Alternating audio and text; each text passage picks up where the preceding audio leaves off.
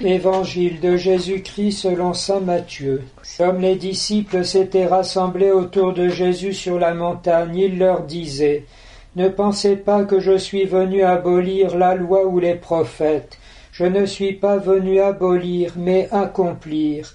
Amen, je vous le dis, avant que le ciel et la terre disparaissent, pas une lettre, pas un seul petit trait ne disparaîtra de la loi, jusqu'à ce que tout se réalise. Donc celui qui rejettera un seul de ces plus petits commandements, et qui enseignera aux hommes à faire ainsi, sera déclaré le plus petit dans le royaume des cieux. Mais celui qui les observera et les enseignera sera déclaré grand dans le royaume des cieux. La première lecture rejoint l'un des accents de la prédication du Saint-Père émérite Benoît XVI, qui rappelait avec une très grande simplicité la présence de Dieu dans notre monde depuis l'incarnation du Christ, et même la présence substantielle, réelle du Verbe incarné dans le mystère de l'Eucharistie, et de façon un peu plus large à travers le corps mystique qu'est l'Église. Nous ne sommes donc jamais seuls, le monde veut se refermer, l'humanité rêve dans un cauchemar prométhéen de se créer elle-même par la puissance de sa technologie. Tout cela est du vent. En réalité, le Seigneur Dieu, le Créateur, n'est pas loin au-delà des siècles, il est aussi présent toujours avec nous comme il l'a promis.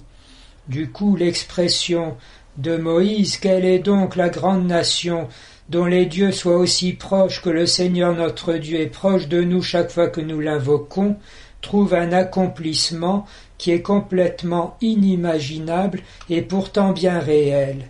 Du coup aussi l'avertissement, garde-toi alors de jamais oublier cela, que la puissance du mal, notre propre vulnérabilité, notre faiblesse, même nos péchés, ne nous découragent pas, puisque Dieu est toujours là.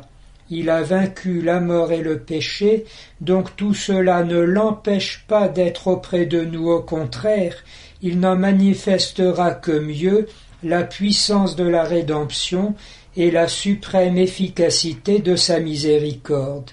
Du coup, on comprend dans l'Évangile l'insistance aussi sur les petites choses.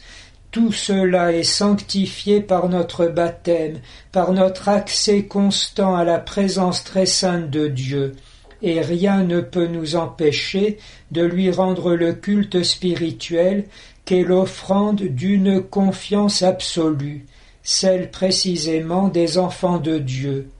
Puisque par bonheur il a accompli la rédemption dans le mystère pascal, du coup, même les aspects les plus humbles de notre vie ne sont pas inaptes à exprimer l'amour de Dieu qui vient à nous et par lequel nous nous redonnons nous-mêmes à lui, ce que la liturgie appelle de son côté un admirable échange.